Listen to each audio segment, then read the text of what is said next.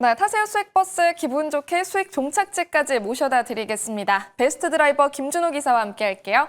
기사님 안녕하세요. 네, 반갑습니다. 네, 반갑습니다. 자, 오늘 봐야 되는 버스는 아무래도 STX 엔진이겠죠. 저희 이 버스 목표 주가를 41,900원으로 주셨는데 오늘 41,400원까지 터치했습니다. 네, 맞습니다. 거의 뭐 목표가 언저리까지 좀 상승 흐름이 나와주고 있고, 사실 이제 오늘 방산 섹터들이 오랜만에 좀 시세가 분출되고 있는데, 그 상승을 또 이제 STX 엔진이 좀 견인을 하고 있습니다. 아무래도 지금 하나오션과 HD 현대중공업, 팀 코리아로 캐나다 이제 잠수정 관련된 이제 최종 후보 또 선정이 되면서 실제로 지금 STX 엔진이 그 잠수정에 들어가는 또 이제 엔진과 변속기를 이제 공급하고 있는 기업이다 보니까 캐나다 이제 잠수정 수주에 있어서도 가장 큰 수혜 기업으로도 부각될 수가 있고, 또 K9 자주포에 들어가는 디젤 엔진도 또 STX 엔진이 공급한다고 말씀드렸잖아요. 그래서 조선과 그리고 이제 방위산업 그 두 가지의 강력한 모멘텀을 지닌 기업이고요. 그래서 오늘 좀 2차 시세가 이제 강력하게 분출되고 있는데, 일단 목표가 언저리까지 상승 나왔지만 저는 이제 목표가 1차 목표가로 제시해드렸던 41,900원 라인대 10% 정도는 가볍게 좀 올라갈 가능성이 좀 높다라고 좀 보고 있습니다. 그래서 1차 목표가는 좀 돌파할 수밖에 없다라고 좀 보고 있어서 바로 2차 목표가 좀 설정해 보도록 하겠습니다. 2차 목표가는요. 45,700원 라인대로 좀 상향해 보도록 하겠고, 그리고 이제 손절 라인대도 33,000원으로 상향하면서 대응해 보도록 하겠습니다. 네, STX 엔진 빠르게 속력 내주고 있으니까요. 2차 목표가 미리 체크해 보도록 하겠습니다. 오늘 새롭게 출발해 볼 버스 두 대도 한번 주목을 해보시면 좋겠는데요. 첫 번째 버스 노선부터 알아볼까요? 네, 오늘 사실상 이제 다음 달이죠. 다음 달에 이제 3차 이제 3법 개정안 통과에 대한 어떤 기대감이 높아지면서 더 강력해진 3법 개정안이 될 것이다라는 어떤 전망이 나와주면서 오늘 오랜만에 또 이제 지금 조방원 섹터들이 움직여주고 있습니다. 그래서 오랜만에 지금 조방원 섹터로 들려볼 텐데요. 바로 지주사 마을이 있고요. 그리고 이제 금융 마을이 있고 조선 마을이 있는데 오늘 방산 마을로 출발해 보도록 하겠습니다. 네, 일단은 색깔부터 맞습니다. 먼저 공개를 죄송합니다. 해주시죠. 네, 오늘 첫 번째 색깔은요. 바로 시내버스. 네. 바로 파란 버스를 타고 출발해 보겠습니다. 네, 노선은 파란 버스, 중형버스 노선 선택해 주셨고 마을은 사실 이미 힌트를 다 주셨습니다. 맞습니다. 제가 이미 한 줄 알았어요. 그래서 네. 오늘은 금융, 아까 말씀드렸던 지주사 마을로 가도록 하겠고, 지주사 그리고 금융 조선 마을이 있는데요. 오늘은 방산 마을로 떠나보도록 하겠습니다. 네, 오늘 첫 번째로 출발해 볼 마을 방산 마을입니다. 어떤 버스 타면 될까요? 네, 오늘 첫 번째로 출발해 볼 방산 버스는요. 바로 이제 347730 사면이라는 버스로 출발해 보도록 하겠습니다. 네, 매니저님 마음이 급하셨던 네. 이유가 있겠네요. 사면, 저희 항상 사면 급등이다라고 맞습니다. 했었죠. 오늘 첫 번째로 탑승해 보도록 하겠고요. 자, 승객분들 얼마나 탑승해 주실지 한번 기분 좋게 문 열어볼게요. 네. 역시나 많이 타시네요. 사면 수익이었던 사면을 소개하려고 네. 하다 보니까 저도 이제 마음이 좀 급해졌던 것 같습니다. 근데 아무튼 뭐 사면 같은 경우는 사실 뭐 육각형 기업이라고 봐도 무방한 종목이라고 보시면 될 것 같고요. 뭐 사실 이제 액추에이터 기술력을 좀 가지고 있는 기업이라서 최근에 이제 로봇 섹터 내에서도 로보티즈가 정말 강력한 시세가 분출됐던 것도 결국에 이제 로봇으로 따지면은 결국 GPU라고 할 수 있는 액추에이터, 로봇의 관절, 또 근육 역할을 하는 액추에이터의 수요는 앞으로 급증할 수밖에 없다고 보고 있습니다. 그래서 사면이 그 액추에이터를 공급하고 있는 기업인데, 일단 뭐 현대차에도 독점으로 공급하고 있는 게 도그 클러치 액추에이터예요. 그래서 이게 어디에 들어가냐면 친환경 자동차에 들어갑니다. 근데 특히 현대차 그룹의 하이브리드 판매량이 빠르게 급증하고 있는데, 그 하이브리드 차량에 적용되는 도그 클러치 액추에이터를 독점으로 이제 공급하고 있는 기업이에요. 그래서 도그 클러치가 뭐냐면 엔진과 이제 배터리 사이에 동력 경로를 연결하거나 분리하는 장치라고 보시면 될 것 같고, 이거는 EV, 전기차와 하이브리드에 들어간다. 그거를 독점으로 공급하는 기업이 사면이다 보니까 현대차의 어떤 하이브리드 판매량이 증가하면서 사면의 매출 성장도 같이 가파르게 진행될 가능성이 좀 높다라고 좀 보고 있고요. 자체적으로 사면이 이제 방위산업 기업이라고 할 수 있는 게 국내 대표 방산 기업들에게 핵심 부품과 액추에이터를 공급하고 있는 것도 있지만, 그 기술력을 이제 바탕으로 호플로라는 다목적 무인 차량을 또 개발하기도 했습니다. 그래서 뭐 정찰이라든지 그리고 수송 그리고 전투 지원 같은 다양한 사업에 그 접목될 수가 있기 때문에 사실 이제 사면이 최근에 다목적 무인 그 로봇을 개발했다는 점도 방산 관련된 모멘텀이 계속해서 좀 이어질 가능성이 높다고 좀 보고 있고요. 오늘 이제 로봇 관련된 모멘텀으로도 좀 크게 시세가 분출됐던 게 과기부에서 주관하는 피지컬 제조 AI 지원 사업에 최종 선정됐다. 사면이 선정됐다는 소식이 나와주면서 오늘 강한 시세가 장 초반에 이제 반영이 됐습니다. 그래서 사면의 어떤 액추에이터의 기술력으로 로봇뿐만 아니라 또 그리고 방산 또 그리고 이제 자동차에 들어가는 핵심 부품까지 다양한 사업에 좀 접목되고 있고요.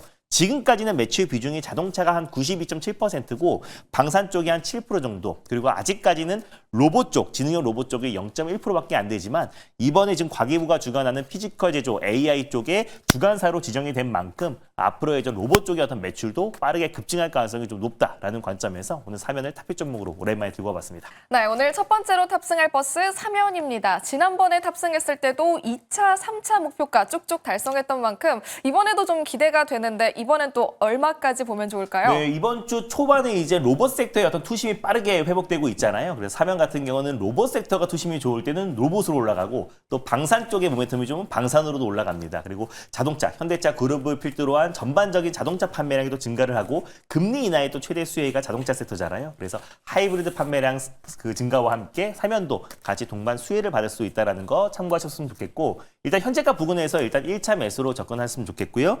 목표가는 일단 15,200원, 직전 고점 라인대를 1차 목표가로 설정해 보도록 하겠고, 손절가는 11,700원 말씀드려 보도록 하겠습니다. 네, 목표 주가 15,200원 제시해 주셨고요. 손절 라인 11,700원까지도 체크를 해보겠습니다.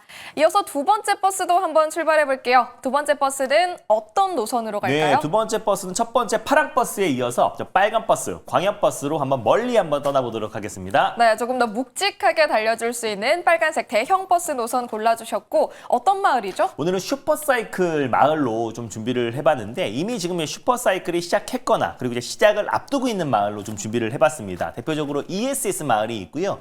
로봇 마을이 있고, 그리고 대표적으로 조선 마을, 그리고 지금 이미 진행 중인 데이터 센터 마을로 오늘 떠나보도록 하겠습니다. 네, 슈퍼사이클 정거장 속에서도 데이터 센터 마을 선택해 주셨고요. 그럼 어떤 버스 타고 갈까요? 네, 오늘 두 번째로 출발해볼 버스 번호는요. 바로 267260 HD 현대 일렉트릭으로 출발해보도록 하겠습니다. 오늘 두 번째로 출발해 볼 버스는 267260의 HD 현대 일렉트릭 함께 탑승해 보겠습니다. 첫 번째 버스 승객 많이 타주셨고 두 번째 버스는 조금 더 조용하네요. 맞습니다. 사실 괜찮은 게 오늘 전체적으로 아까 말씀드렸던 이제 지금 조방원 섹터에 수급이 집중되다 보니까 그 외 섹터들은 쉬어가는데, 사실 오늘 같이 좀 코스닥 쪽이 전반적으로 좀 쉬어가는 흐름이 나올 때 오히려 좀 조정시 매수의 관점으로 접근해야 되는 거고, 엔비디아 이제 실적 발표로 인해서 일부 좀 반도체 기업들도 약간의 좀 이제 세로운 성격의 차익 매물과 실망 매물도 나와주고 있는 상태인데, 결국 저는 데이터 센터의 어떤 투자, 인프라 투자는 계속 이어진다라고 좀 보고 있습니다. 그래서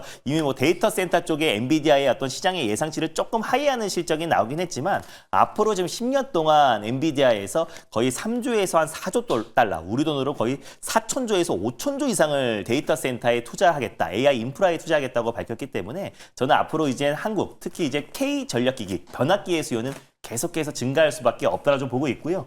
최근에 지금 전력기기 종목들이 좀 조정 흐름이 나아졌던 게 알루미늄과 이제 철강뿐만 아니라 지금 이제 400개의 어떤 품종에 대해서 다시 한번 품목 관세가 이제 부과됐다라는 점인데, 미국 현지에서 생산하고 있는 기업들은 결국에는 관세 면제를 받을 수밖에 없고, 국내 이제 3대 변압기 기업이라고 할 수 있는 효성중공업, H현대 일렉트릭, LS 일렉트릭은 미국 현지 내에서 지금 이제 또 변압기와 또 차단기와 또 개폐기를 또 이제 생산하고 있기 때문에 결국 관세에서도 자유로울 수 있다고 보고 있습니다. 특히 HD현대 일렉트릭 같은 경우는 미국 앨리베마에 공장을 지속적으로 좀 증설을 하고 있는 상태고, 이미 3년치에서 많게는 5년치의 일감을 이미 확보해낸 상태다 보니까 매출 성장은 계속해서 이어질 수밖에 없다고 보고 있어요.